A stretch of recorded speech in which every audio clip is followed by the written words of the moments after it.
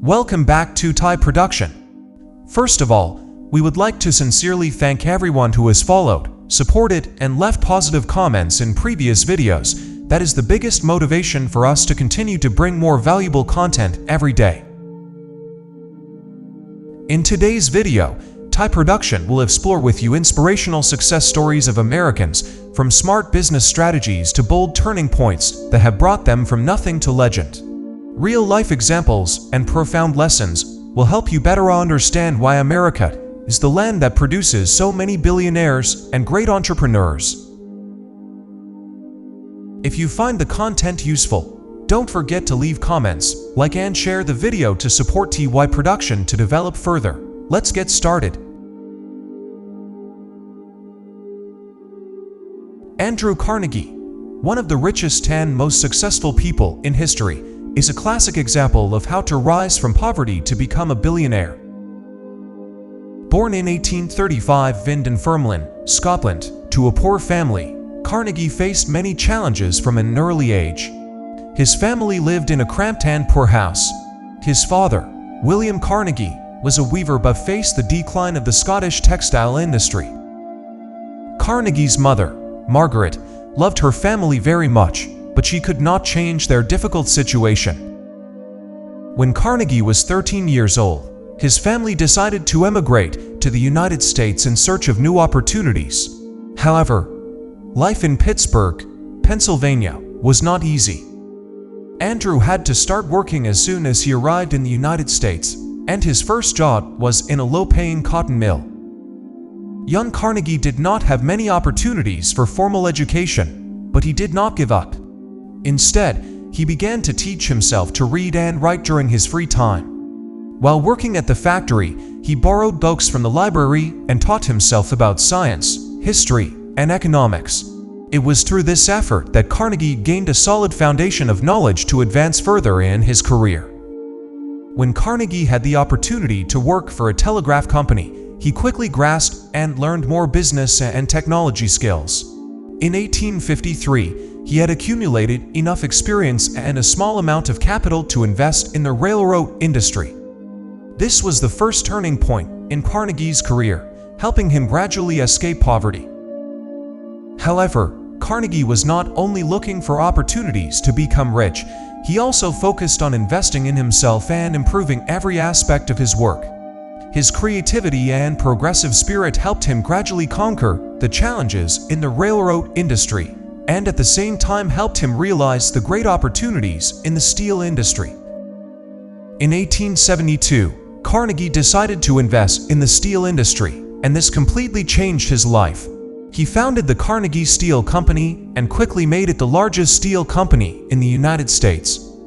One of Carnegie's important innovations was the improvement of steel production processes, which reduced costs and increased productivity. Carnegie was one of the first to apply Bessemer furnace technology, which produced steel at a much lower cost than his competitors. This helped Carnegie Steel outperform his competitors and become the largest and most profitable steel company in the United States. However, the road to success was not always easy.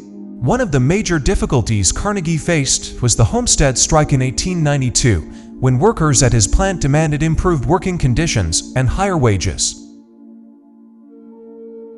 Carnegie refused the workers' demands, leading to a violent strike. Although the strike caused serious damage to Carnegie's image and finances, he did not give up. Instead, he continued to improve his production process and expand his operations, helping the company overcome difficulties and maintain its success.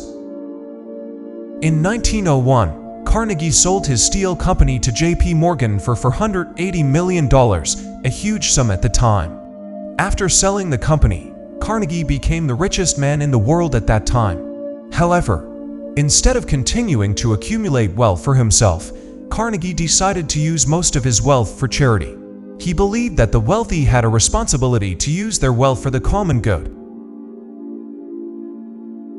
Carnegie devoted most of his wealth to charitable activities, especially educational projects and scientific research.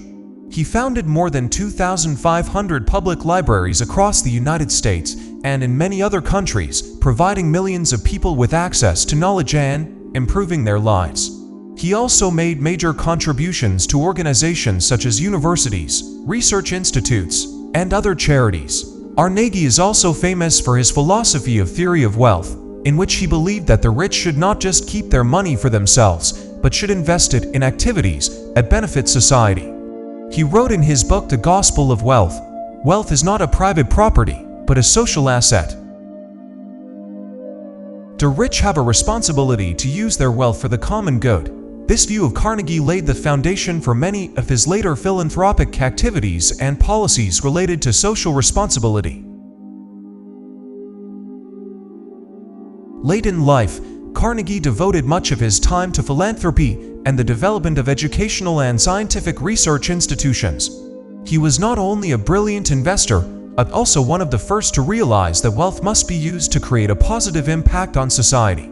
With his legacy, Carnegie built a system of libraries, schools, and research institutions, and his name is still remembered as a model of success not only financially, but also humanitarianly. The lesson learned from Andrew Carnegie's life is clear. Perseverance, creativity, foresight, and philanthropy are the important factors that helped him rise from a poor boat to a billionaire and leave a lasting legacy for society.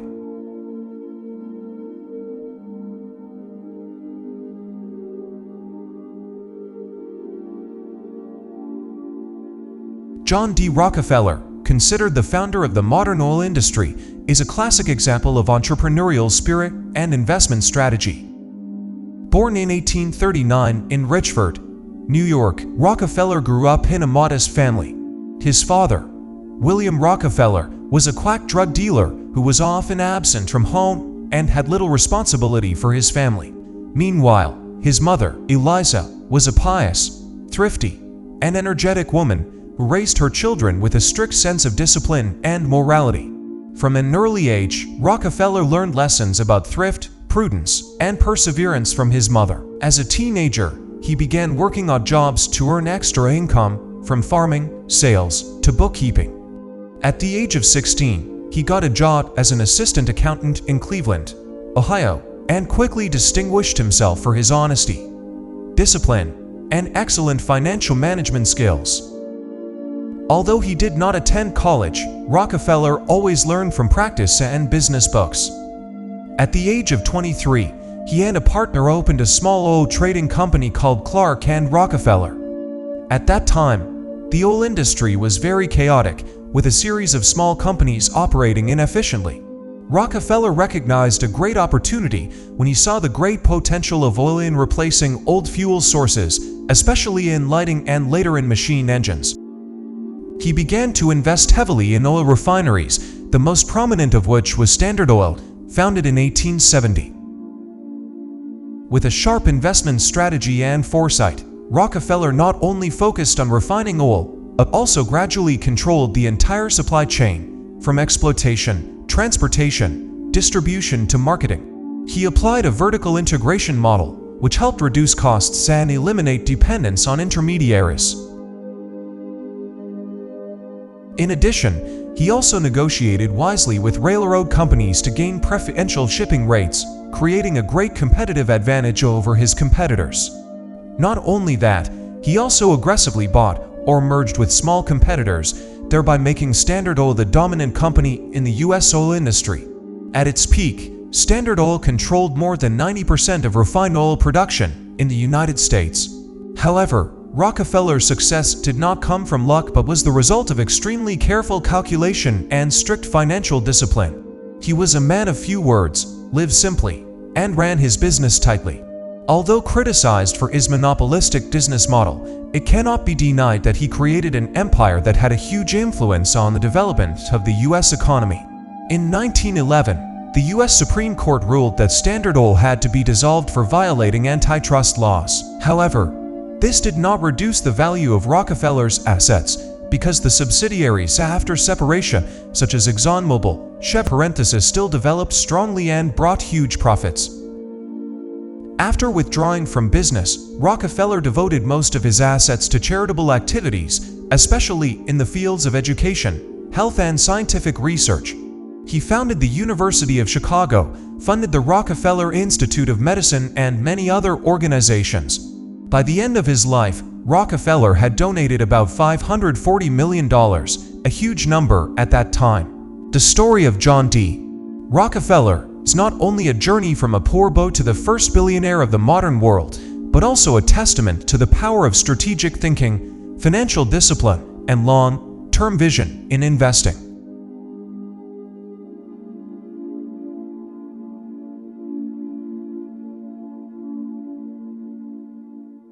Benjamin Franklin, born in 1706 in Boston, was the youngest of 17 children. His father was a poor candlemaker who could not afford to provide his children with a proper education. Franklin only received 2 years of formal education before dropping out to help support his family. However, he had a strong desire to learn, self-taught through reading, interacting with intellectuals, and practicing writing. From an early age, Franklin demonstrated a spirit of independence and innovative thinking, which later became the foundation for his brilliant career. At the age of 12, his father sent him to learn the printing trade with his brother, who owned a small printing shop.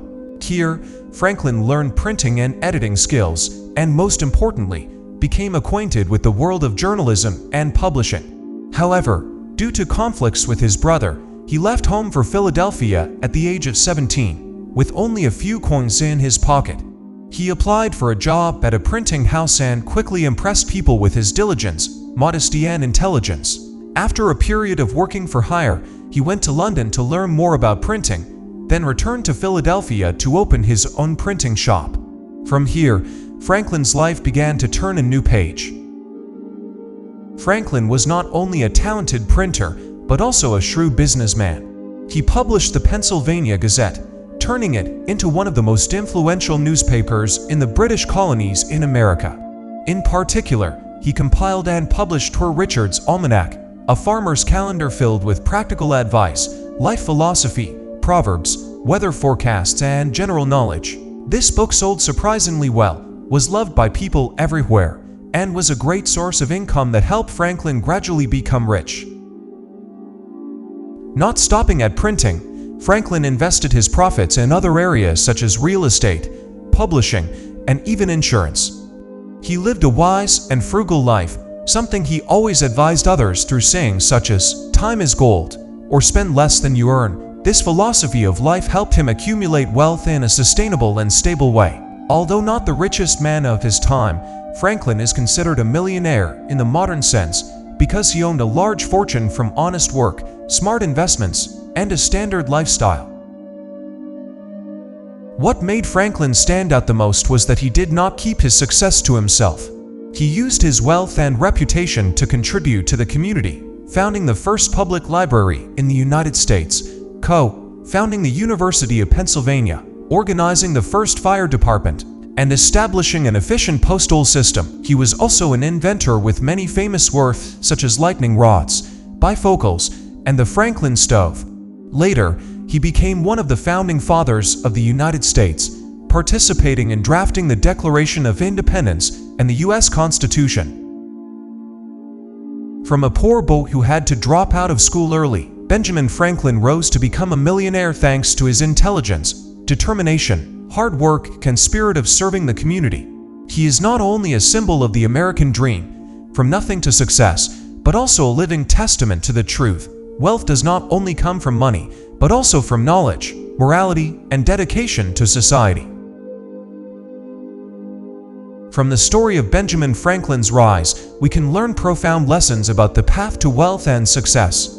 Although he was born into a poor family and only received 2 years of formal education, he never stopped reading, practicing writing, learning from life, and persistently pursuing knowledge. With the spirit of self-study, he proved that circumstances do not determine the future, but will and diligence. From a penniless printer, Franklin built his own career, becoming a printing shop owner, newspaper publisher, famous author, and successful investor. His success came not only from hard work but also from the ability to seize opportunities and creativity in business. The publication of Poor Richard's Almanac is a clear demonstration of his vision, as he provided practical advice in a humorous, memorable form, meeting the needs of the people at that time. Besides, Franklin always promoted a frugal lifestyle, reasonable consumption, and wise investment for long-term accumulation, instead of chasing after immediate glitz. Not only did he enrich himself, he also devoted himself to the community, founding libraries, hospitals, schools, and many organizations useful to society. He also lived a simple, moral and honest life, putting human values and sustainable development first. In particular, Franklin did not limit himself to any role. He was a scientist, inventor, politician, philosopher, diplomat. Each field left its own mark. Through that, he showed us that to be successful, we need to dare to learn, dare to do, dare to dream, and dare to live a meaningful life. His story is an endless source of inspiration for those starting from zero. If you work hard, learn, live with purpose, and are willing to contribute, you can rewrite your destiny and leave a legacy that transcends time.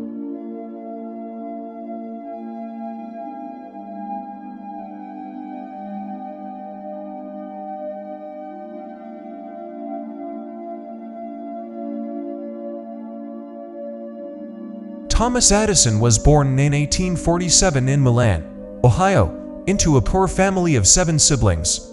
As a child, he did not attend formal education for long because he was considered mentally retarded. But instead of giving up, his mother, a former teacher, decided to homeschool her son. It was her love and absolute trust that laid the foundation for Edison's self-study and remarkable development.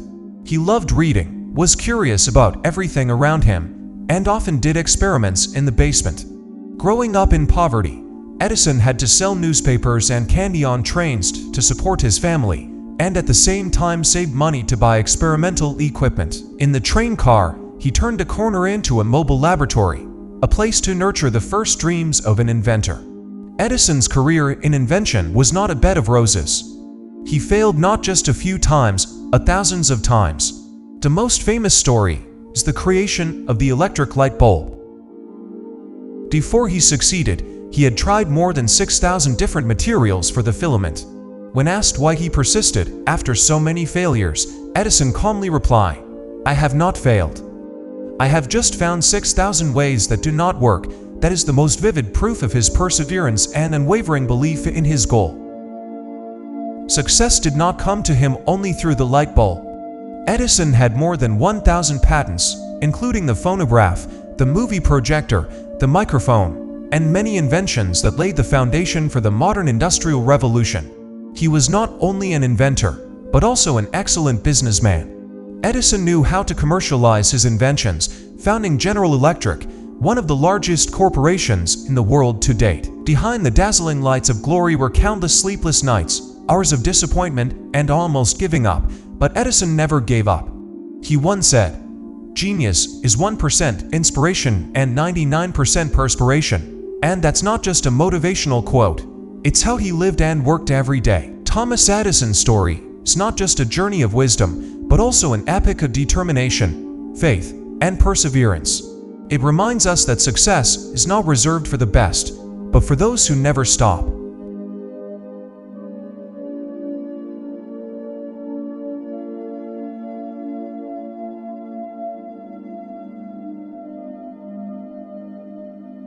Sam Walton, founder of Walmart, is one of the smartest and most successful businessmen in American history. His story is not only a journey to build a giant retail empire, but also a testament to creativity, strategic vision, and different thinking. Sam Walton was born in 1918 in Kingfisher, Oklahoma, to a family with little financial means. However, from an early age, he learned valuable lessons from his newspaper and milk delivery jobs, where he understood the value of money and the importance of hard work. After graduating from the University of Missouri with a bachelor's degree in business administration, Walton began his retail career at a Ben Franklin store in Des Moines, Iowa. This is where he learned important retail skills, but it was also where he developed an urge to change the way retail works, especially in untapped areas. In 1945, Walton bought a Ben Franklin store in Newport, Arkansas, with money borrowed from family and friends. The store was small, but he used very different strategies to differentiate it from the competition. Sam Walton realized that, instead of focusing only on big cities, rural areas had a great need for low-cost retail stores, something that the big retail chains at the time had ignored. That was the opportunity that Walton seized. He began opening the first Walmart stores in small towns and rural areas where people had few shopping options but were willing to spend money on low-cost products. The combination of deep discounts and great cost savings helped Walton quickly build trust and love from customers. With a different strategic vision, Walton decided to not only expand the size of the store, but also make improvements in management. One of the key factors that helped Walmart succeed was Walton's use of technology to manage inventory and operate stores. He applied a computer system to track the inventory level of each product, thereby minimizing waste and increasing sales efficiency. In addition, Walton also focused on negotiating with suppliers, buying in large quantities and transporting goods effectively to reduce costs, thereby keeping product prices low. By doing so, Walmart not only attracted customers but also built a large network of stores. By 1985, Walmart became the largest retail chain in the US, surpassing Sears, one of the big names in the retail industry at that time. Sam Walton became one of the richest people in America, but he still maintained a simple and close-knit lifestyle. Despite his huge fortune, Walton never wore expensive watches or lived in luxurious mansions. He still drives the same pickup truck, maintains a close relationship with his employees, and always puts the customer at the center of every decision. Sam Walton's success story is not only about wealth but also a great lesson in market approach, smart management, and strategic vision. He proves that getting rich is not just about finding opportunities in saturated markets, but sometimes the biggest opportunities lie in places that few people pay attention to. Walton's story is also a testament to the fact that perseverance, creativity, and frugality can help build a great empire, even when starting from the simplest things.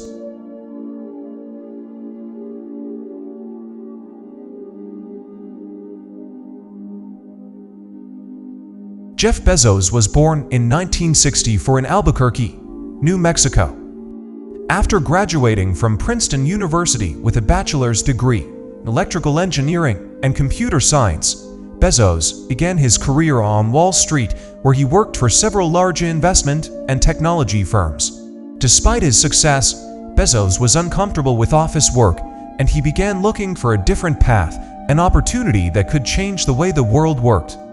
In 1994, Bezos decided to quit his job and pursue a project that he believed would be the future of retail, an online bookstore. The idea came from Bezos' realization that, with the development of the internet, it would be possible to build a store without physical limits, with millions of books available to customers anywhere. This would save costs, creating a huge supply that traditional stores could not compete with. Amazon was launched from Bezos' garage in Seattle. Initially, the company only sold books, but Bezos had a bigger vision and always had a long-term goal. Amazon would not only sell books, but also expand into other products, becoming an online global supermarket. In fact, Amazon began expanding into other categories very quickly, from electronics, clothing to food.